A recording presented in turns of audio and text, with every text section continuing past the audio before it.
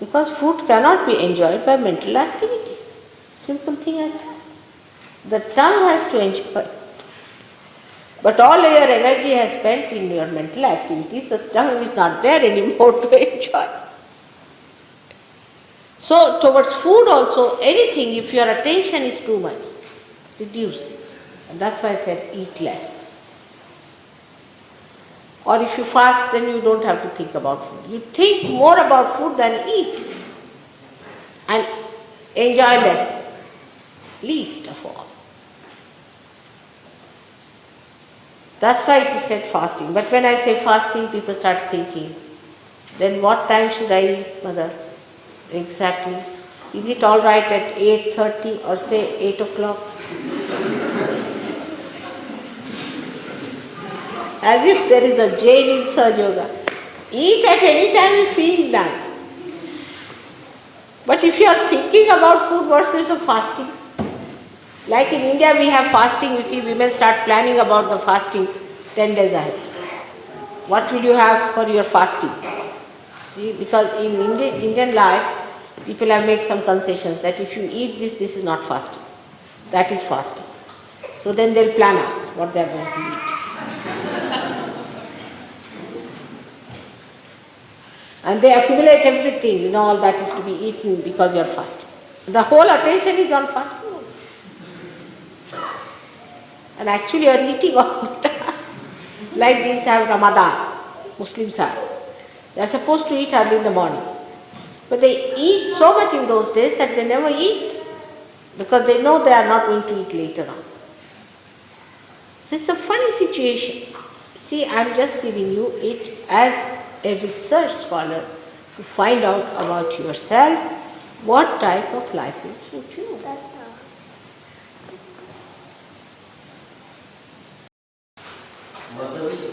What advice us regarding food? Regarding what? Food. What sort of food should we take? In Sahaja Yoga, we do not pay much attention to food. Only thing I feel that so much attention has been paid to food is not a correct attitude. See, the spirit doesn't eat at all. It's a detached thing. Atma is beyond. Now when we try to say that if we eat this kind of food, Atma will be happy, that kind of Atma will be happy, is not true. For example, we'll say vegetarianism, which is a very common problem with people. You'll be amazed, all the false gurus are vegetarians, one by one. Mahesh Yogi, Rajneesh is a great vegetarian. He doesn't even eat garlic and onions. This Mahesh Yogi's disciples, if you show them a garlic, they'll jump 100 times. They are afraid of the garlic. Can you imagine?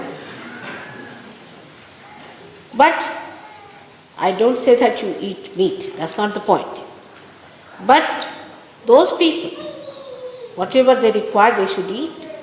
But don't eat meats of animals which are bigger than you. Now what happens? How the evolution in the animals take place?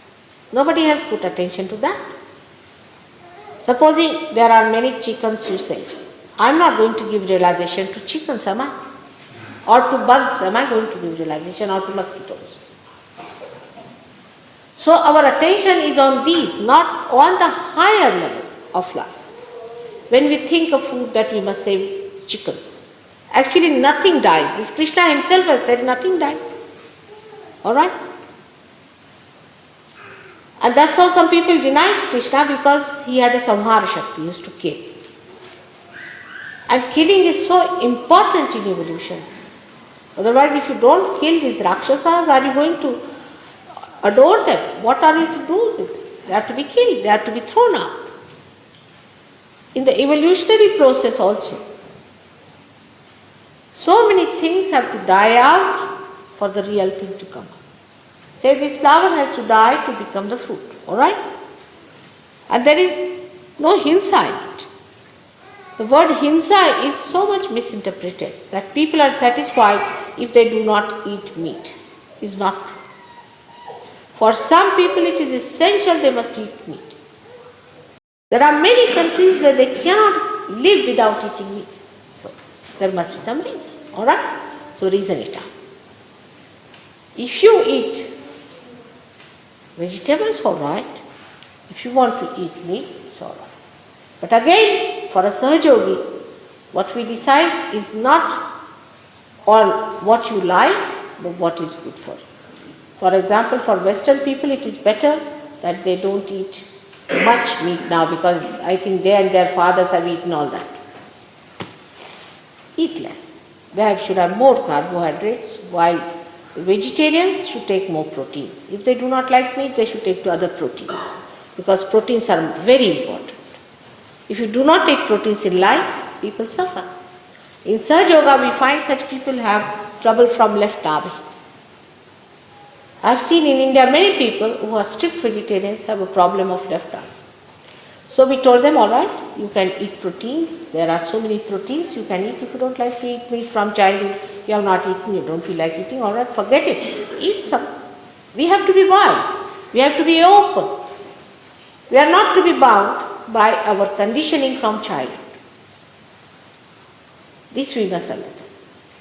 That vegetarianism is not going to take you to God, neither non-vegetarianism. Because the spirit is neither a vegetarian nor a non-vegetarian. It is a detached thing, it's above food. But whatever you need for your body is important. If you need protein, eat protein. If you don't eat protein, don't eat protein. But then eat something which you need. So it is not that one has to understand it in a way that we understand as a chicken and vegetables, but we must understand in the way a doctor understands the protein and carbohydrates. Alright? Whatever you like, you can eat. There's no, in Sahaja Yoga, there's no such a compulsion. So many saints used to eat meat. So many saints. Guru Nanaka, Kabira, Muhammad Sahib, Christ, Rama himself, Krishna himself. All of them ate meat. Even Buddha ate meat. The proof is that at the end of his life, he went to one of his disciples who was a hunter. And he told him, I'm very hungry, give me something to eat. So he said, sir, I have nothing else but a wild boar which I have killed very recently and it is not yet fully cooked. So he said, all right, doesn't matter, I'll have it. And he ate it and he died because of that half-cooked wild boar. And he died with that. So now Buddhists think that we should not eat meat. It's not so. Because he ate something that was half-cooked. That means he did eat, isn't it? Even Jains know that it's only Neminath who got a kind of a feeling against meat eating. That was Neminath was at the time of his contemporary of Sri Krishna. When his marriage was celebrated, he found many birds were killed and he felt terrible about it. And he didn't want to eat any meat. It was all right. It's all right. If you don't feel like, don't eat. But then a cult started. But that means till Neminath, means Jainis are ancient people. Till Neminath, they were eating meat. Is a fact. So, to get attached to some idea is not the way you are doing it. If you don't want to eat, just don't eat. And if somebody has to eat it because of health purposes or because of the need, there's nothing wrong. Everybody has a different need. Every individual has a different need. If I personally take just vegetarian food, I won't exist, I can tell you. Because I have such a great capacity to have purges. If I meet somebody, shake hands with somebody, he has lots of boots, you see. Then I just clear him out by purging. And if I take just to say carbohydrates, I don't know what will happen to me. But doesn't mean that I should be a meat eater, but I have to have proteins. That's the point. It's no question of meat or anything, but it is question of eating proteins or carbohydrates. We have to be wise about it. And all such cults, you see, that you eat this, you eat that, is not. There is no cult in surgery. Every individual has a different personality, but the common thing is one, and that is the spirit. But, for example, drinking, we abhor. But after realization, before that I don't talk of drinking, because it goes against your chetana, against your awareness. So one has to look after the awareness. So much time has been wasted in people in deciding what to eat, what not to eat. What have they achieved? Nothing. Sometimes I have seen vegetarians can be horrid people. Absolutely horrid. We have a community in India called Marwadis. They are bloodsuckers, you see. They are vegetarians. Not all. We have some in Surjog also. Very few. They are extremely money-minded people. You know that. So this kind of thing, to believe that such food will make us great will be false. So you don't decide on that. You decide on proteins and carbohydrates. Whatever good for your health, you should. Those who eat too much of vegetarian food are liable to certain type of diseases, and those who eat too much of non-veg are liable to some. Those who eat vegetarian food can get leukoderma very easily, can get leukemia very easily. Certain types of cancers they can get very easily. Those who are non-vegetarians can get another kind of diseases. There are numerous diseases they can get. So we have to have a balance. That when we eat vegetarian food also, we must see that we eat sufficient amount of proteins. Because body has to be all right. Healthy body is the temple of God. And to temple of God, you have to keep it healthy and happy. That's the attitude. But it's not so important. Because once you get into Sahaja Yoga, as it is, automatically, doctor's bill drop to nil. Automatically. So we have to take a wise attitude towards ourselves. Not to torture ourselves because of certain condition. Because we have been taught something from childhood, we should not accept it. But see for ourselves. I have seen that people who had tremendous stigmas about vegetarian food, when they took to, say, protein food, they improved very much in vibrations. They did. Protein food is very important for certain people. And for certain people, carbohydrates. Liverish people should take to carbohydrates. It is absolutely an open thing for us to understand. But whatever goes against our awareness, because in our own awareness we have to achieve our spirit. We drop out that also very easily. I don't have to say that don't drink, don't smoke. We just drop out.